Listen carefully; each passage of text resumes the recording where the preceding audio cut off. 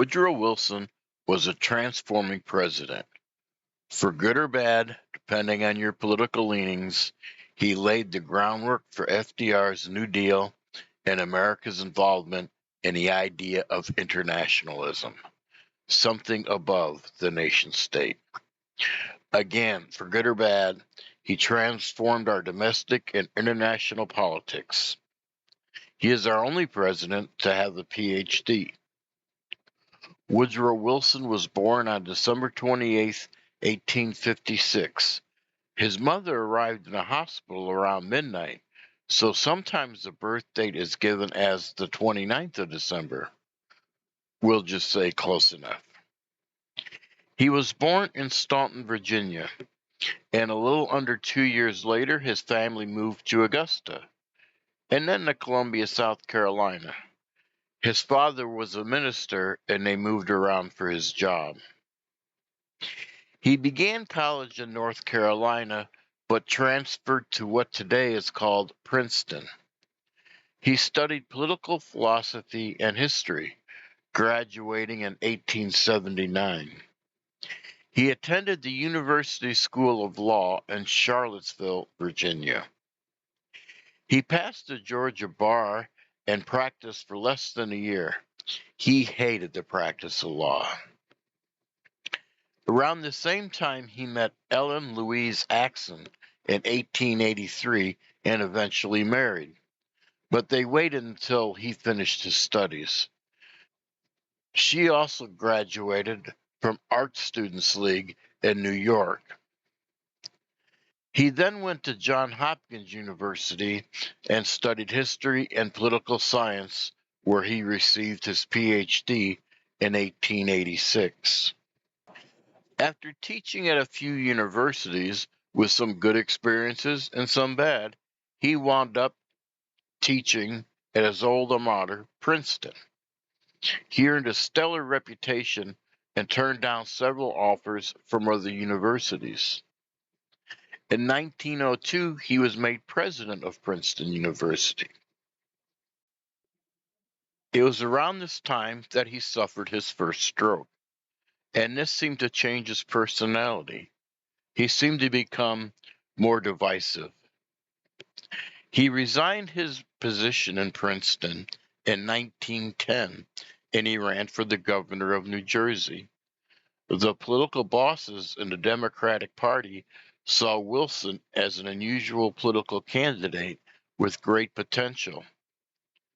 The Democrats didn't have much to lose since they had lost the last 5 gubernatorial elections. The party bosses got together and ensured that he was a Democratic nominee for governor.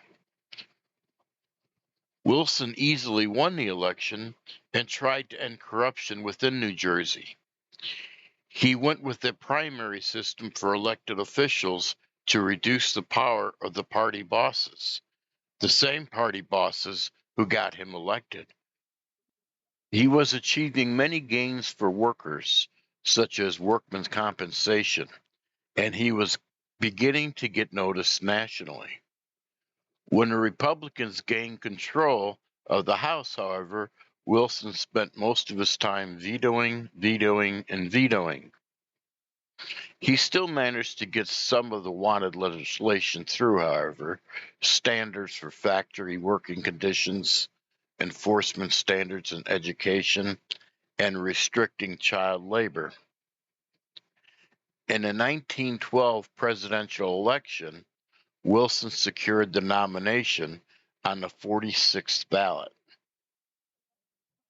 Wilson easily won the election, but not because of his popularity, but because of the split in the Republican Party.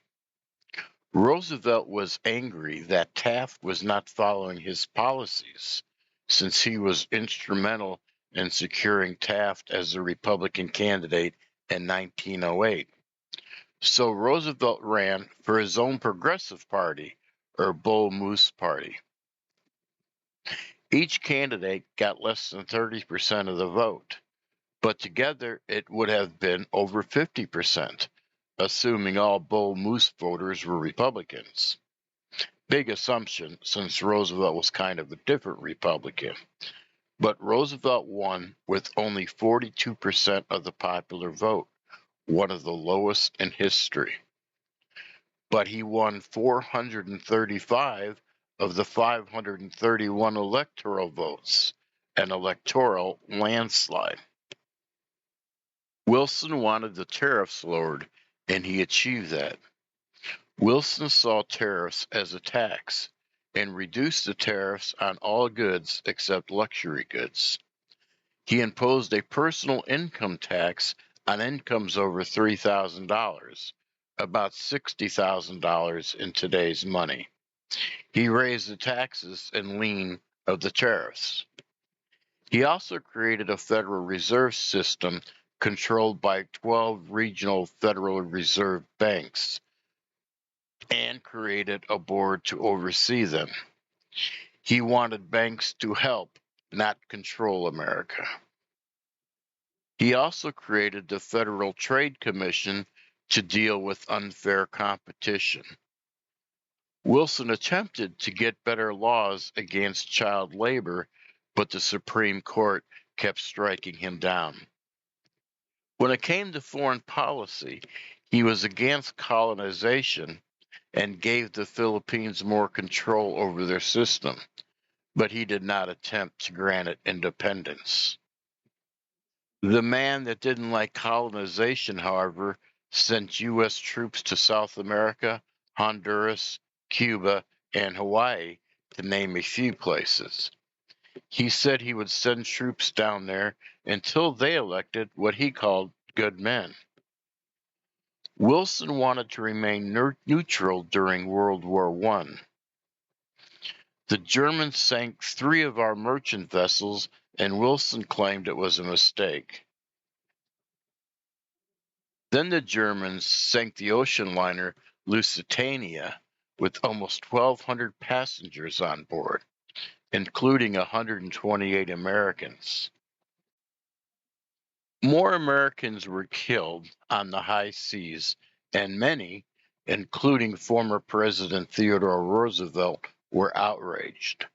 Finally, Wilson began planning for war, and a major expansion of our military began.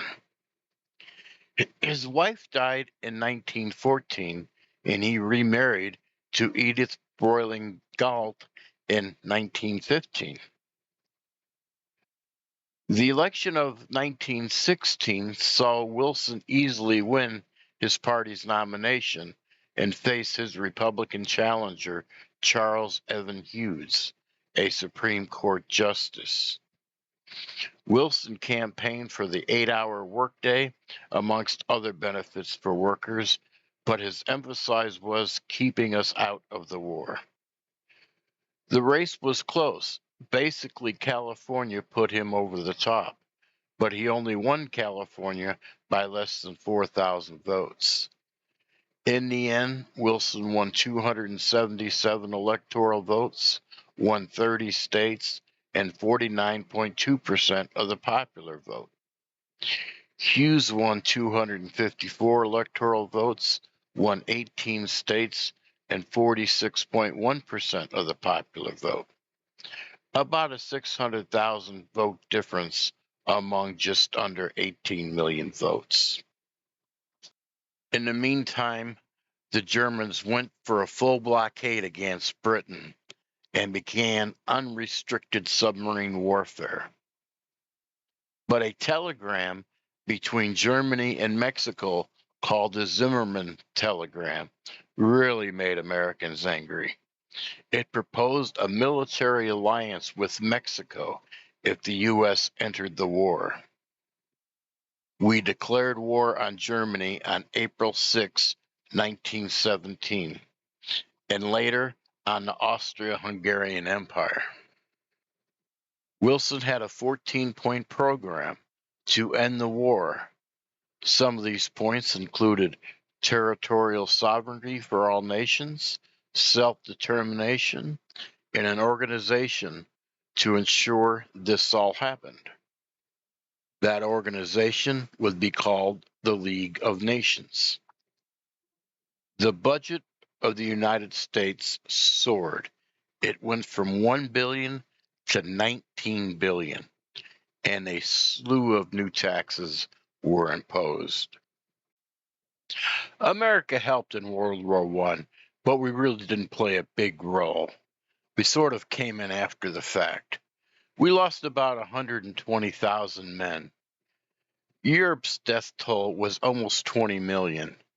Just under 9 million, just under 10 million soldiers and about the same amount of civilians. There were 1 million casualties in the Battle of the Somme alone. Almost more deaths than in every war America has ever fought in just that one battle. After the war, Wilson's main goal in the peace conference was to get a League of Nations created, the predecessor to the UN. But Congress was not going to relinquish our sovereignty to a foreign entity. Treaties were signed, hands were shaken. The war to end all wars was over. 20 years later, we would be fighting the same war, but with a much, much higher casualty rate. Shortly after the war, on October 2nd, 1919, Wilson suffered another stroke. His wife virtually controlled the presidency for the rest of the administration. She controlled who saw him and what he read. She was virtually the president of the United States. Some people call her the first female president. In his administration, and his wife concealed how bad he really was. The troops came back with, you could just say, a lack of planning. The troops had no money. There were race riots going on, and the nation faced a 12% unemployment rate as the economy went into depression. Anarchists were putting bombs through the mail. It was the Red Scare of 1919, after the Bolsheviks had taken over Russia. Thousands of people were arrested, many deported. A bombing on Wall Street killed 40 and injured hundreds more. It was a wild time to be in America. Around the same time, Prohibition and women's suffrage began.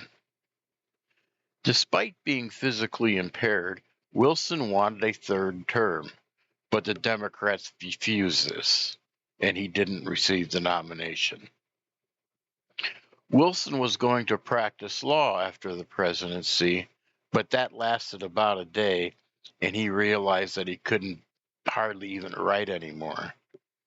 He died on February 3rd, 1924, at the age of 67. At his height, Wilson was worth well under $1 million. He certainly didn't profit from his time in government.